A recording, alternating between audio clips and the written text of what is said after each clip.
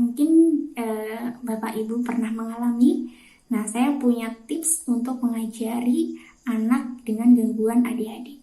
Yang pertama adalah gunakan buku dan bahan ajar yang menarik ya. Jadi sekarang kan sudah semakin banyak metode membaca. Kita bisa memberikan metode yang paling menarik dan menyenangkan ya. Jangan gunakan metode yang mungkin hanya ada kata ataupun itu kata yang tidak ada artinya ya. Kita bisa gunakan buku-buku yang lebih menarik ya, yang ada banyak gambarnya misalnya. Kemudian yang kedua adalah pahami kondisi anak. Jadi kita pertama harus paham dulu ya. Kita harus paham dulu kalau anak ini memang tidak bisa diem untuk waktu yang lama ya. Kalau kita sudah paham, kita akan lebih sedikit menurunkan ekspektasi seperti itu ya. Kemudian yang ketiga adalah menentukan target sesuai dengan kemampuan anak. Jadi kita punya target, tapi juga harus lihat kemampuan anaknya ya. Lagi-lagi turunkan ekspektasi ya. Targetnya yang memungkinkan. Jadi misal target hari ini si anak mengerti huruf A gitu. Jadi cukuplah hari ini mengerti dulu huruf A ya. Bisa dengan melukis, menggambar, menempel-nempel misal, klasifikasi huruf seperti itu. Kemudian memenuhi kebutuhan gerak sebelum waktu belajar ya, karena energi yang berlebihan ini kita bisa salurkan terlebih dahulu sebelum kita ajak anak membaca. Mungkin bisa dengan bersepeda ya, atau olahraga ringan, atau mungkin lari-lari lompat-lompat di trampolin mungkin seperti itu ya. Kemudian selanjutnya adalah kita harus konsisten ya, konsisten. Jadi cukup 5-10 menit per hari, oke, setiap hari. Dan yang terakhir adalah menyediakan banyak buku bacaan untuk early reader ya.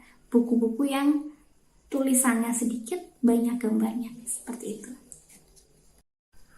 Kemudian di sini saya ingin memperkenalkan metode yang saya gunakan di Bimbel Haikit Semarang.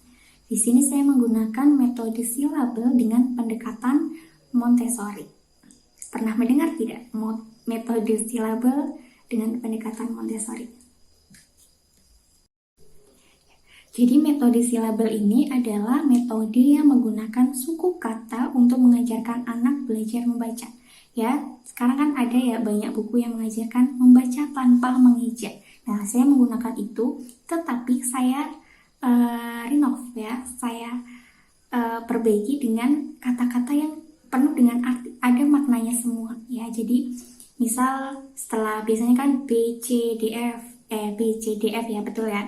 Nah, kebanyakan kata kan Fafa, Bova itu kan tidak ada artinya. Nah, saya dari B C D itu saya lompat ke huruf M seperti itu. Jadi agar bisa membentuk kata bemo misalnya seperti itu. Cumi seperti itu ya. Dan kemudian pendekatan Montessori ini adalah sebuah sistem pendidikan yang membantu setiap anak meraih potensinya di semua bidang kehidupan ya. Jadi multisensori ya. Jadi dengan melihat, meraba, mendengar seperti itu. Kemudian langkah dalam metode silabel dengan pendekatan Montessori ini, saya yang pertama adalah dengan pengenalan huruf dan penguasaan huruf vokal ya. Jadi pertama kita kenalkan dulu huruf vokal melalui lagu dan aktivitas motorik yang menyenangkan. Jadi dengan lagu misal A, I, U, E, O, atau kita bisa bikin sendiri ya. Nah, ulangi dengan aktivitas lain hingga si anak ini hafal, terutama huruf vokal dulu ya, huruf vokal A, I, U, E, O ya. Jadi bisa dengan permainan, bisa kita mengklasifikasikan huruf A di ujung kanan, kemudian yang A-nya lagi di ujung kiri, seperti itu pokoknya dengan permainan. Yang kedua adalah pengenalan suku kata terbuka berdasarkan gambar. Ya, jadi pengenalan huruf konsonan dilakukan secara acak agar bisa membentuk kata yang bermakna. Ya, jadi huruf pertama dimulai ya, kalau di tempat saya itu dari huruf B, C, M, D, P, K. Ya, sehingga bisa membentuk kata baca, cumi, madu, paku, dan sebagainya. Dan yang ketiga adalah pengenalan suku kata tertutup dengan membaca kalimat sederhana. Ya, pada tahap ini lebih kompleks lagi karena anak mulai mengenal suku kata tertutup seperti pohon, rumah, dan sebagainya. Juga mulai diajari huruf-huruf diphthong ya, seperti ai, au, kemudian ni, eng, serta membaca kata dengan diawali dengan dua huruf konsonan yang berbeda. Misalnya gratis, praktis. Nah, ini di tahap yang ketiga ya, lebih panjang dan lebih kompleks.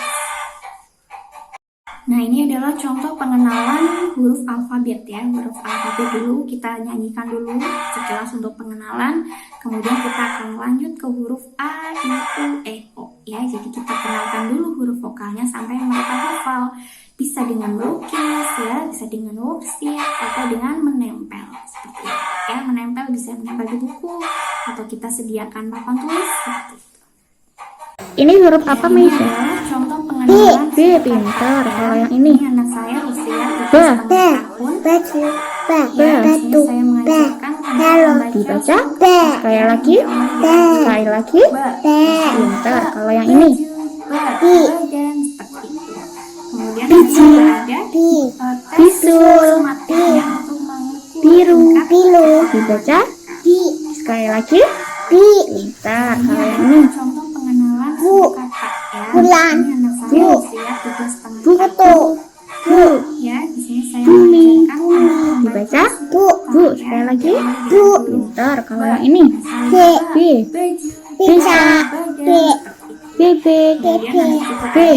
Belalang. Dibaca. B. Sekali lagi. Pintar. Kalau yang ini? Bu. Bocor. Kota. Bu. Dibaca. Sekali lagi. Pintar. Dari atas.